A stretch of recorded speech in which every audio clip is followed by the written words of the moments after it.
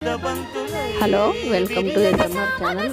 Bread omelette తయారు చేస్తున్నానండి. దానికి కావాల్సిన పదార్థాలు ఉల్లిపాయ, పచ్చిమిరపకాయలు, కొత్తిమీర, ఒకే ఒక టమాటా వేసాను. వాటన్నిటిని చాపర్లో చాప్ చేసి అందులోకి ఉప్పు, కారము, పసుపు వేసి బాగా కలియబెట్టి తర్వాత అందులోకి ఎగ్స్ పగలగొట్టి వేసానండి. ఒక 7 ఎగ్స్ వేసాను. మా ఇంట్లో ఎవరు లేనందున దీనికి కొంచెం ఎగ్స్ ఎక్కువే పోతాయి, జనం ఎక్కువ ఉంటే.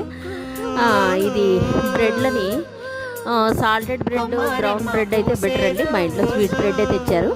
అది కొంచెము పెనానికి కొంచెం ఆయిల్ రాసుకొని లేకుంటే వెచ్చగా చేసుకొని దాని మీద బ్రెడ్లు వేసి కొంచెం రోస్ట్ చేసుకొని తర్వాత ఆమ్లెట్ని ఇట్లా పటకారతో చూపించినట్టుగా ముంచి అన్నా వేయచ్చు. లేకపోతే గిన పెనంకి నూనె రాసి ఆమ్లెట్ లాగా వేసి దాని మీద బ్రెడ్లు పెట్టన్నా వేయచ్చండి. అంతే అండి, బ్రెడ్ ఆమ్లెట్ ఇంతే అండి. ఇది బాగుంటుంది టిఫిన్కి. ఓకే అండి, థ్యాంక్ యూ.